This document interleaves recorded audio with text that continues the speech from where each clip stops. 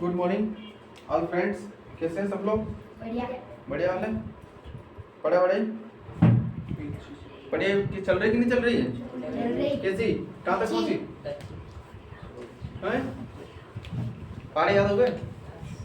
वर्ग वर्गमूल दो का घन बताओ। दो का घन हाँ 8 और 8 का घन नहीं 4 तो 2 का घन 8 हुआ तो 2 गुणित 2 गुणित 2 हुआ 64। सुनो पहले पूरी बात। मैंने पूछा कि 2 का घन बताइए तो आप लोगों ने क्या किया? 2 गुणित 2 गुणित 2 यानी कि 8 आया। तो 8 का घन भी पूछूंगा तो 8 गुणित 8 आएगा ना। फिर मैंने घनमूल तो पूछा ही नहीं है। फिर चलिए घातांक और करनी का पाठ हम पढ़ने वाले हैं, ठीक है। इनमें से कुछ चीजें आप लोगों को पहले से आती हैं, कुछ चीजें आप लोगों के लिए नई है और कुछ चीजों पर आपका धूल जम गया है ना। क्योंकि धूल साफ होगी और नई चीजें दिमाग में आएगी, ठीक है। आप लोगों को ये पता होगा कि गुणा में आधार समान होने पर घातें जुड़ती, भाग में आधार समान होने पर घातें घटती। समझ में आया? सुना थे ना? आज हम उन्हीं को फॉलो करने वाले हैं। मान लिया जाए a की घात m इंटू a की घात m। ये सवाल शायद मैंने पहले बताया था आप लोगों को, है ना। लेकिन हमारी बुक आने से पहले बताए थे, है ना। बुक आने से पहले बताए थे ना। आज वापस से रिपीट कर लेते हैं इनको, क्योंकि 1 बाय 1 चल रहे हैं किताब के हिसाब से। तो आधार समान होने पर घातें क्या हो रही है? जोड़ रही है। समझ में आ रहा है? हाँ। भाग में a की घात m भागित a की घात n, ठीक है। हाँ। तो आधार समान होने पर घातें घटेगी। घट रही। क्लियर? हाँ। फिर अगली बात, अगर कोई आधार है उसके एक से बढ़कर के एक घातें लगी हुई है तो सारे घातांकों को क्या होगा? आपस में गुणा होगा। मालूम है ना कि नहीं मालूम है? मालूम है। एक की घात कोई माइनस में है, यानी कोई आधार है उसकी घात माइनस में लगी हुई है ना। तो उसको जैसे ही हम बटे में लाते हैं तो वो घात क्या हो जाती है? प्लस में हो जाती है। यहाँ तक ठीक है। अगर कोई आधार अलग अलग हैं, उनकी घातें समान हैं, तो हम उसको अलग अलग घातों में लिख सकते हैं। a की घात m बटा b की घात m बटा b की घात m बटा m, है ना, लिख सकते हैं। मतलब अंश और हर को हम घातांकों के तौर पे अलग अलग कर सकते हैं। अगर किसी घात की मान 0 है तो हम उसको कितना लिख सकते हैं? 1 लिख सकते हैं, ठीक है। यहाँ तक ठीक है ना? चलिए, ये सबको समझ में आया? हाँ। क्यों? पक्का समझ में आ गया ना? ऐसे उदास उदास मत रहा करो यार, अच्छा नहीं लगता है ना। लगता है क्या? नहीं लगता। चलिए एक सवाल आया हमारे सामने, उसको करते हैं। 3/4 √32, इसको अपने को हल करना है। यहाँ पर कुछ नहीं है तो काय का निशान है? 2 गुणा का निशान है, 2 का नहीं, यहाँ की बोला मैं, यहाँ की, है ना। यहाँ पर है 2, यहाँ पर है 2 और यहाँ पर क्या है? गुणा का निशान। √32 बोल रहा है कि इसको अपने को हल करना है। समझ में आ रहा है? इसको हल करने का तरीका क्या हमारे पास? 3/4 तो ऐसा कैसा रहेंगे और 32 का सबसे पहले हमें क्या निकालना पड़ेगा? लघुत्तम। क्यों लघुत्तम निकालना पड़ेगा? ये जो करनी है वर्गमूल का जो संकेत है बोल रहा है कि इसका लघुत्तम निकाल करके दो दो के जोड़े करके इसको बाहर निकालो, यही बोल रहा है। हाँ। कितना आएगा? 16। कितना आएगा? कितना आएगा? 4 कितना आएगा? 2 कितना आएगा? 1 तो कितना बाहर आएगा? 4, है ना। गुणित 4 बाहर आ जाएगा और अंडर रूट में कितना रहेगा? 2 तो क्योंकि ये इसका जोड़ा नहीं बन पा रहा है, ये अधूरा है ना, तो ये अकेला ही रहेगा, अंडर रूट के अंदर ही रहेगा। तो हमने बाहर कितना निकाल लिया? 4 निकाल लिया। समझ में आया? हाँ। यस। किसी को कोई डाउट? नहीं। क्लियर है ना? यस। चलिए 4 से 4 क्या हो गया? विभाजित हो गया। तो यहाँ पर कितना बच रहा है? 3 अंडर रूट 2 और 1, तो ये उत्तर सही है इसके, ठीक। हाँ। लेकिन जो किताब वाला बोल रहा है अपनों से, किताब वालों ने हमें 4 ऑप्शन दिए हैं। मैं यहाँ पर लिख देता हूँ 4 ऑप्शन। एक तो दिया उसने अंडर रूट के 18, अंडर रूट का 21, अंडर रूट के 28 और अंडर रूट के 15। इन 4 ऑप्शन में से आप लोग को उत्तर लेके आना है। हाँ। लेकिन थोड़ा नया लग रहा है। हाँ। अब देखिए, आपको पता है कि जब हम इस अंडर रूट से बाहर निकाल के आए थे तो कितने के जोड़े बनाए थे हमने? दो दो के जोड़े बनाए थे हाँ। और जहां 2 गुणित 2 आ रहा था तो वहां पर हमने सिर्फ 1 2 लिखा था। हाँ। क्लियर है ना? अब अगर हम बाहर से किसी मान को अगर अंदर ले जाएंगे या फिर इस 4 को जब हम बाहर लेके आए थे तो इस 4 को वापस हम अंदर ले जाएंगे तो ये क्या रूप में कन्वर्ट होगा? 4 गुणित 4 में। समझ में आ रहा है ना? उसी प्रकार से अगर हम बाहर जो कोई मान है उसको जब हम अंदर ले जाएंगे तो वो 2 बार लिखने में आएगा। कैसे लिखने में आएगा? 2 गुणित 3 गुणित 3। इस 3 को हम अंदर ले जा रहे हैं तो 3 गुणित 3 लिखने में आएगा। समझ में आ रहा है ना? अगर हम इसको वापस बाहर निकालेंगे जोड़ा बन गया, 1 3 बाहर आ जाएगा। दोनों तरफ से समझना है इसको। क्लियर समझ में आ रहा है ना? अंदर से जब हम बाहर ले जा रहे हैं वर्गमूल कर रहे हैं उसका तो 2 2 का जोड़ा बन के बाहर आएगा। बाहर से अगर अंदर ले जा रहे हैं तो 2 बार लिखने में आएगा। ठीक है, तो 3 3 9 दूनी 18। कितना आया? 18। आ गया हमारा उत्तर। हाँ। तो ये भी सही है और ये भी सही है। ठीक है, आपकी कक्षा 9वीं की जो रनिंग क्लास चल रही है वहां के लिए ये सही है और ऑब्जेक्टिव क्वेश्चन के लिए ये सही है ना? क्योंकि आपके जो क्लास चल रही है वहां पर आप लोगों के 2 नंबर में सवाल आएगा, 2 नंबर हो या 3 नंबर। ठीक है, और इसमें उसने जो उत्तर दिए उसके हिसाब से अपने को चलना पड़ेगा। क्लियर समझ में आया? सभी को समझ में आया? नहीं समझ में आया? आ गया? हाँ करी। चलो सुनिए रहो। चलिए अगला सवाल आया है। आप लोगों को मैंने शायद परिमेयकरण अभी तक नहीं सिखाया है ना? एग्जाम्पल की तरह हम समझ रहे थे। एक सवाल सीखा था मैं आप लोगों को, परिमेयकरण के हिसाब से भी है और उसका वास्तविक उत्तर लेकर के भी आना है। √3 प्लस √2 बटा √3 माइनस √2। ये सवाल हमारे सामने आया है और इसका मान अपने को ज्ञात करना है, वास्तविक रूप में इसको लेकर के आना है। ठीक है, चलिए अब देखिए यहां से हम एक नई चीज सीखेंगे। क्या सीखेंगे? परिमेयकरण। परिमेयकरण का मतलब मैं आप लोगों को समझाना चाहूंगा कि अंश और हर में अगर अंश का मान बड़ा होता है और हर का मान छोटा होता है तो भाग देने में सुविधा होती है। और अगर हर का मान बड़ा हो, अंश का मान छोटा हो तो भाग देने में थोड़ी कठिनाई आती है।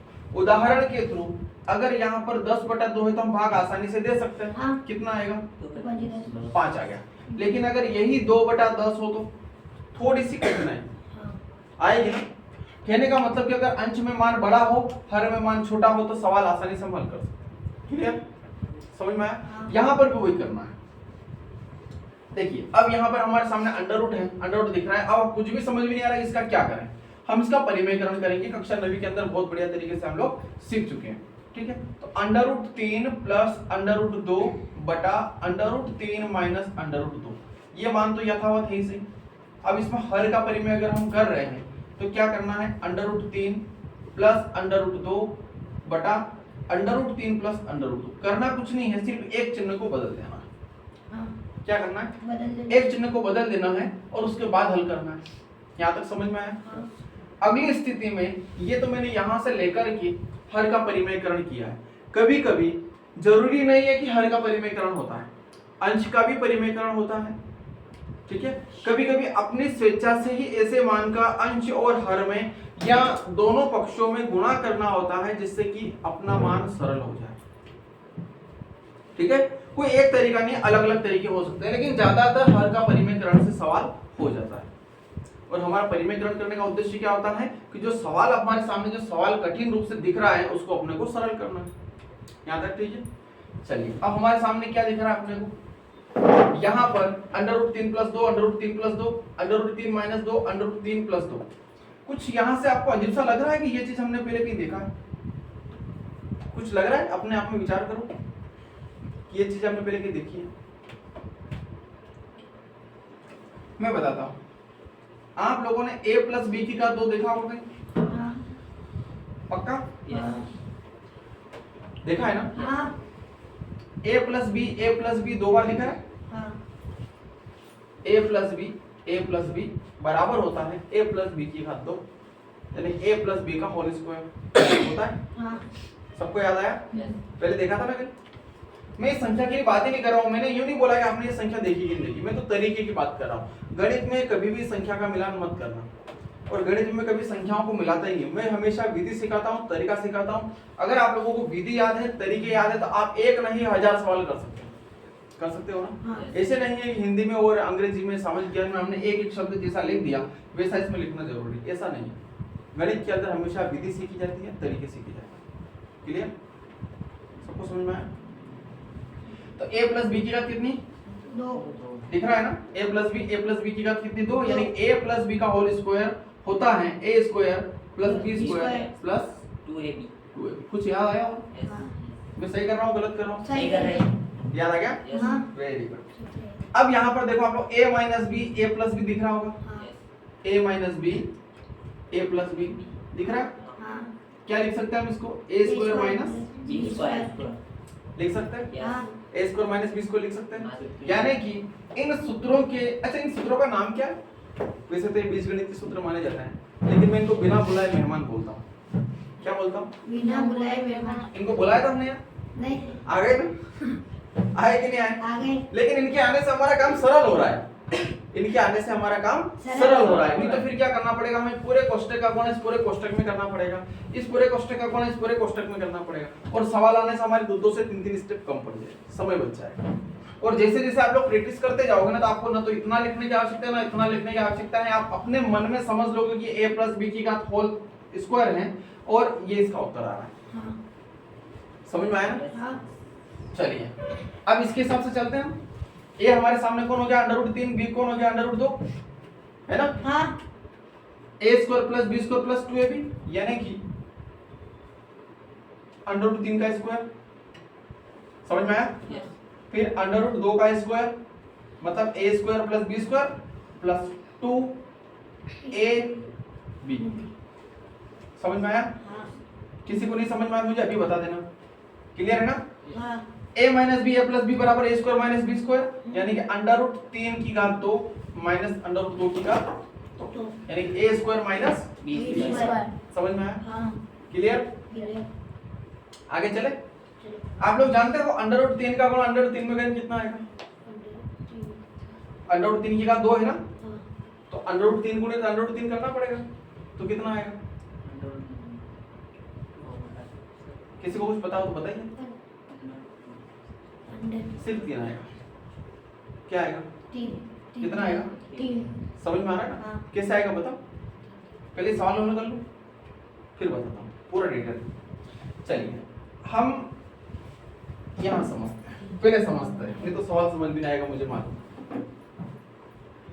ये अंडर रूट जो होता है ना, ये आधा होता है, आधी घात कहने का मतलब क्या होता है? आधी घात। आधी घात। आप लोगों ने अक्सर देखा होगा √2 गुणित √2 बराबर 2। क्या? √2 गुणित √2 बराबर 2, √100 गुणित √100 बराबर 100, √1000 गुणित √1000 बराबर 1000। क्योंकि जब आधी आधी घात मिलती है तो कितना हो जाता है? आधा सेवफल प्लस आधा सेवफल, कितना सेवफल हो जाएगा? अब वो तो मौखिक तो तुरंत समझ में आ गया, यहाँ कैसे आएगा? 2 की घात कितनी? आधी। आधी को हम कितना लिख सकते हैं? 1/2। पक्का? हाँ। झूठ मत बोलना, है ना? गुणित 2 की घात, ये √2 मतलब मैंने क्या बताया था? आधी घात। हाँ। और आधी घात को हम 1/2 लिख सकते हैं। हाँ। यहाँ तक समझ में आया? समझ में आया ना? हाँ। आधार समान होने पर गुणा में घातें जुड़ती जुड़ती है, तो आधार समान होने पर गुणा में घातें जुड़ती है। जोड़ दूं मैं? 1/2 प्लस 1/2 जोड़ दूं? चलिए अब आप लोग उसमें आ जाओ, फिर अंश बटा हर की जो हम सवाल हल कर रहे थे ना, हाँ। अंश बटा हर वाले भिन्न वाले सवाल, वहां आ जाओ। 2 और 2 का एलसीएम कितना आएगा? 2 आएगा। 2 का भाग 2 में देंगे तो 1, 2 का भाग 2 में देंगे तो 2 एकम तो 1 आएगा, और 1 का गुणा 1 में करेंगे तो प्लस की जगह 2 का भाग 2 में दिया, फिर 1 का गुणा 1 में किया, बराबर कितना आया? 2/2। और ये आधार जो 2 था इसे 2 से 2 कट गया, तो ये 2 की घात कितनी बची? कितना लिख सकते हैं? मैं डायरेक्ट मन के अंदर शंका कभी रखना नहीं है। आज तक आप लोग पढ़ते आए हैं कि 2 गुणित √2 गुणित √2 बराबर 2 होता है, लेकिन होता कैसे है? ऐसे होता है। समझ में आया? हाँ। संतुष्ट है ना? एक आधा देख लो, विश्वास नहीं हो तो घर जाके कर लेना, ऐसा नहीं हो कि सर कभी कभी झूठ बोलते। है ना, झूठ कम बोलता हूँ, लाफड़ ज्यादा बोलता हूँ। 3 की घात 13 की घात मान लेते हैं 1/2, है ना, ये बात है ना। √13 गुणित √13 बराबर 13, है ना। हाँ। शॉर्टकट तो यही सही है। और डिटेल में 13 की घात 1/2 और यहाँ पर भी 13 की घात 1/2 बराबर 13 की घात 1/2 प्लस 1/2। ये जो हल किया ये का ये हल आएगा और यहीं तक आएंगे और यहीं तक आएंगे और हमारे पास में कितना आ जाएगा 13 की घात 1 बराबर 13। अब समझ में आया ना। हाँ। कैसे भी, जैसे अभी तो हम अंकों के आधार पर चल रहे हैं, चर में भी यही होता है। √x इंटू √x बराबर कितना आएगा x, √ab इंटू √ab बराबर कितना आएगा ab। समझ में आ रहा है ना।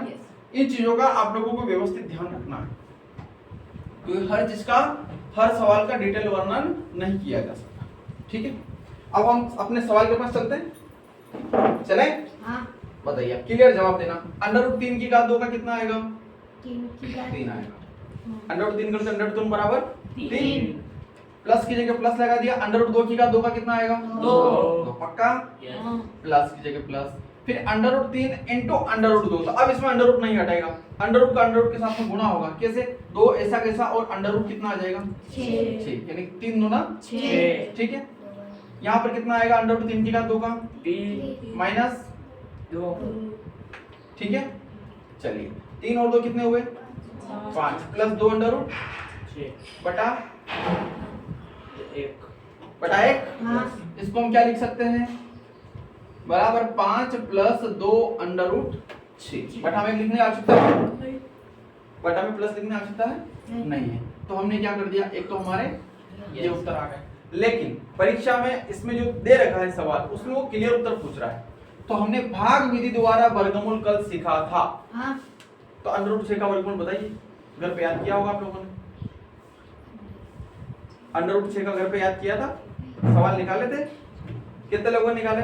मैंने बोला था ना प्रैक्टिस कर लेना, अब जरूरत पड़ेगी ना यहाँ पे है। 2 का 3 का मैंने करके दिया था, 5 का भी शायद मैंने करवाया था।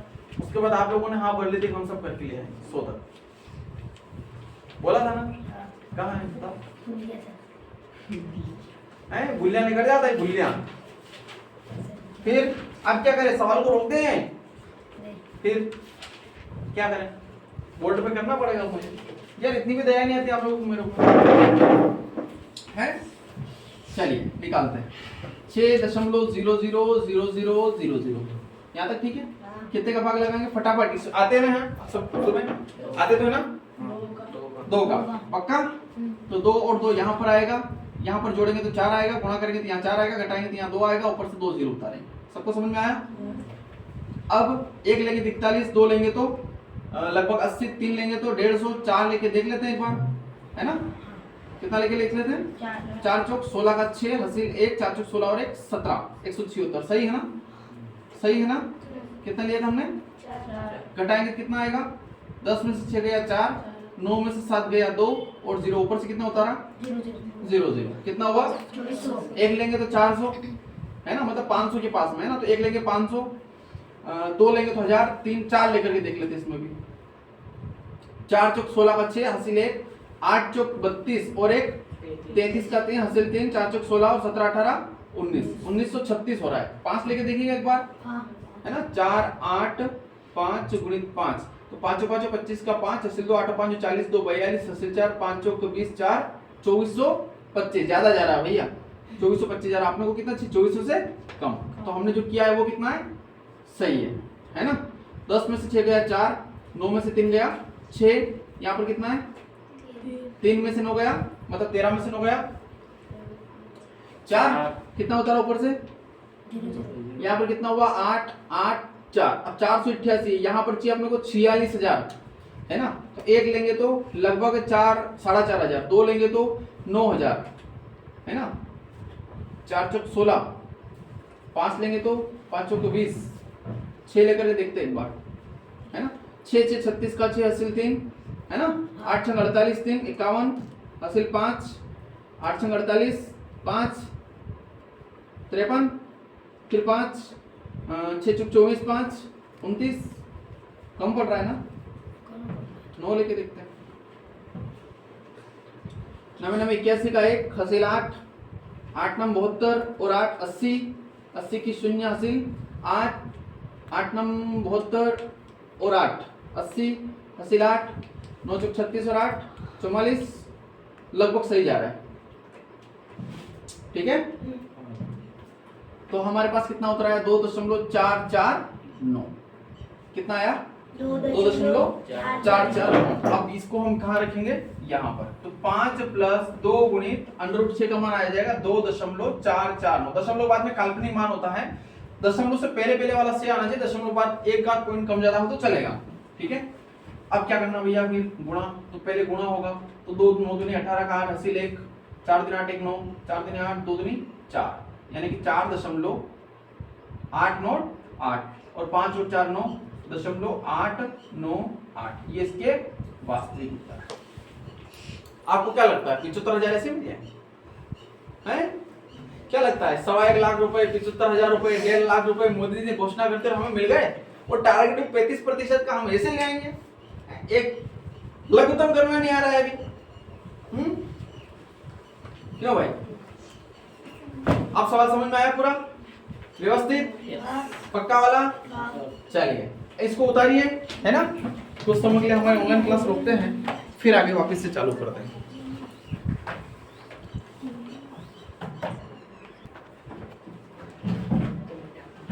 चलो यहां तक समझ में आया ना।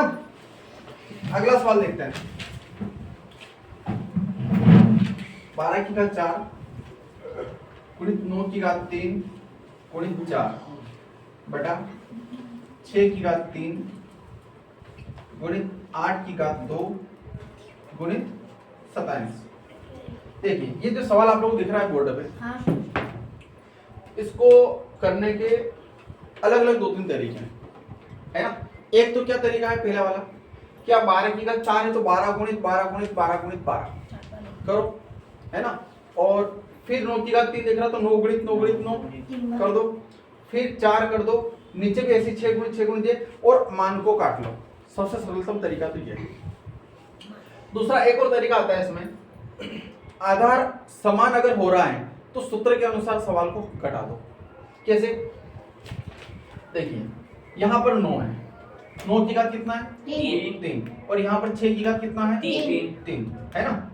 तो एक तो 2 गुणित 3 कितना हुआ 6, मतलब 6 के टुकड़े करेंगे 2 गुणित 3 हुआ, तो एक तो हो जाएगा 2 की घात 3, एक हो जाएगा 3 की घात 3, और यहाँ पर कितना हो जाएगा 3 की घात 3 गुणित 3 गुणित 3, है ना। सॉरी 3 गुणित 3 की घात 3, तो 3 की घात 3 और 3 की घात 3, तो वो कट जाएगा मान। तो ये थोड़ा फर्स्ट टाइम पर थोड़ा अजीब सा लग रहा है, तो हम क्या करते हैं, इसका टुकड़े करते हैं। कैसे टुकड़े करते हैं, 12 गुणित 12 गुणित 12 गुणित 12, फिर गुणित 9 गुणित 9 गुणित 9, फिर गुणित 4 बटे 6 गुणित 6 गुणित 6 गुणित 8 गुणित 8 और फिर 27। हो गया। अब देखिए 6 कम 6 और 6 दूनी, फिर 6 कम 6 6 दूनी, फिर 6 कम 6 6 दूनी, यहाँ तक समझ में आया। 2 दूनी 4 और 4 दूनी 8, इन तीनों का मिलाकर के 8 विभाजित हो गया। समझ में आया ना क्लियर। 4 दूनी 8 और 4 तिया, ठीक है, 3 एकम 3 और 3 नम 27, फिर 9 एकम 9 और 9 एकम 9, 2 एकम 2 और 2 दूनी। 4, क्लियर, समझ में आया ना मैंने क्या क्या काटा। आप लोग अपने स्तर से काटना ताकि बढ़िया रहे। अब बचेगा हमारे पास 9 गुणित 9 गुणित 2, तो 9 9 81, है ना, और 8 दूनी 16, यानी कितने उत्तर आ गए इसके, 112, है ना। सबसे बेस्ट तरीका। लेकिन इस सवाल को देखते हुए क्या लग रहा था कि काफी ज्यादा कठिन है, समझ में नहीं आएगा, तो हमारे उत्तर आ गए। कितने आ गए 162। ठीक है, उतारना नहीं है अभी, और सवाल समझ लो, 2-4 सवाल समझ लो, फिर उसके बाद में उतार लेना।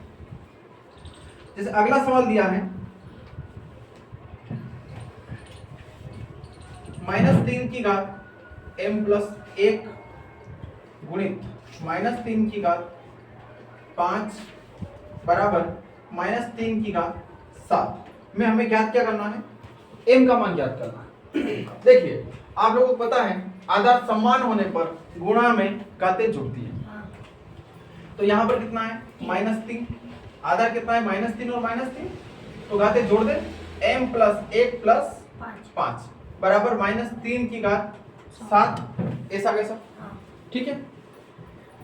चलिए फिर अगली स्थिति में -3 की घात 5 और 1 6, छः। तो m प्लस कितना हो गया 6 बराबर कितना -3 की घात 7। हाँ। यहाँ तक समझ में आया ना। अब देखिए आधार में दोनों मान बराबर बराबर बिखरे हुए हैं, ठीक है। तो आधार में यहाँ पर कितना है m प्लस -3 और यहाँ पर कितना -3, आधार समान है। तो हम क्या करेंगे, यहाँ पर घातांकों की तुलना कर लेंगे। क्या कर लेंगे, घातांकों की तुलना। घातांकों की तुलना। तुलना करने पर, घातांकों की तुलना करने से क्या होगा, m प्लस 6 बराबर 7, थोड़ा सरल हो गया, ठीक है। अब हमें ज्ञात क्या करना है, m का मान, तो 7 6 इधर आ जाएगा तो कितना हो जाएगा -6 और m बराबर कितना हो जाएगा, 1। उत्तर आ गया। हाँ। सवाल समझ में आया, कितना सरल सवाल है, ठीक है। बस थोड़ा सा दिमाग का उपयोग करना है। इस टाइप के सवाल आप लोगों के आने के पूरे चांस बनने रहते हैं, ठीक है। कोई एक चर आ गया, उसमें चर का मान अपनों को ज्ञात करना है, और ये अलग अलग वेरायटी में अपनों से पूछे जाते हैं।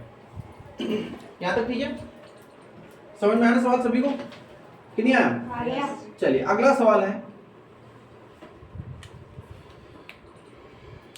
3 की घात 0 प्लस 4 की घात -1 गुणित 2 की घात 2। इस सवाल को अपने को हल करना। आप लोगों ने सूत्र में क्या देखा था कि किसी भी मान की घात अगर 0 है तो उसका मान कितना आएगा, 1। पक्का। हाँ। तो इस 3 की घात 0 जगह हम कितना लिखें, 1 प्लस 4 की घात कितना है -1, तो इसको +1 करने के लिए क्या करना पड़ेगा,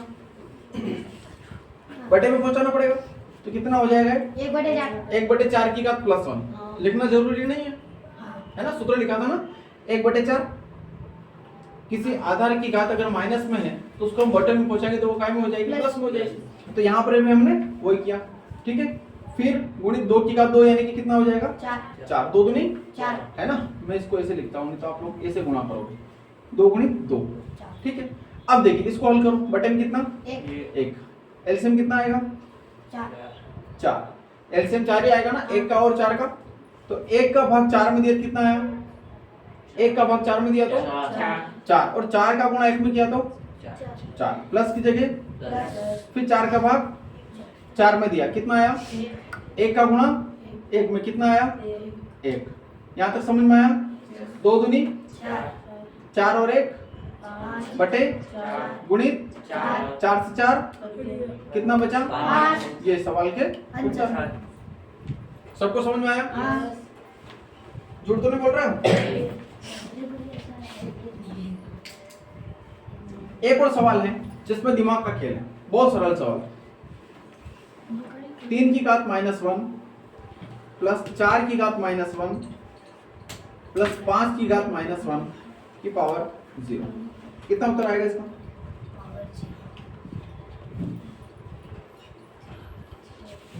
कितना उत्तर आएगा, थोड़ा सा दिमाग लगाना है, बताइए। अभी हमने यहाँ पर क्या किया था, किसी भी आधार की घात अगर 0 होती है तो उसका उत्तर कितना आएगा, 1।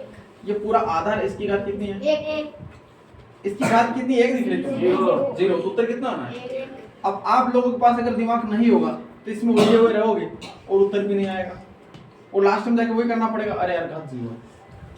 तो किताब वाले आप लोगों को ऐसे भी करके परेशान करते हैं, है ना। किताब वाले तो परेशान करते हैं, जब आप परेशान होते हैं तब जाकर के परीक्षा में सही करके आते हैं। तो डायरेक्ट उत्तर मिल गया ना, कितना समय लगा, मुश्किल से 1 सेकंड भी नहीं लगा क्या, समझ में आ गई बात। अगला सवाल हल करें, अगला सवाल हल करें।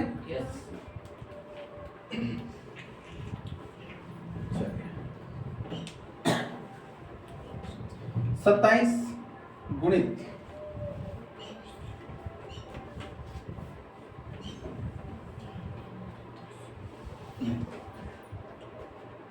यहाँ पर कितना है 3, 1 प्लस फिर इसके अंदर कितना है 3, और इसके अंदर यहाँ पर कितना है 343। इस सवाल को अपने को हल करना है। देखिए अगर 3 जो लिखा हुआ वहां पर अगर कुछ नहीं होता तो हम मान लेते कि ये क्या है, वर्गमूल है। लेकिन अब जो दिख रहा है वो क्या दिख रहा है, घनमूल दिख रहा है।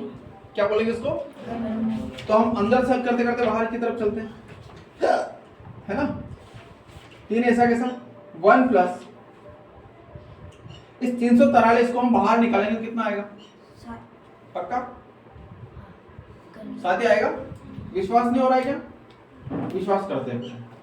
7 चौक 28 है ना, 7 नाम 63, 7 7 49 और 7 एकम 7, तो 7 गुणित 7 गुणित 7 आ रहा है। थोड़ा इसके बढ़ा के लिख लेते हैं, 7 गुणित 7 गुणित 7, तो 3 3 की जोड़े बनेगी क्योंकि क्या है, घनमूल है। हाँ बाहर निकाल लें, बाहर निकाल लें इसको।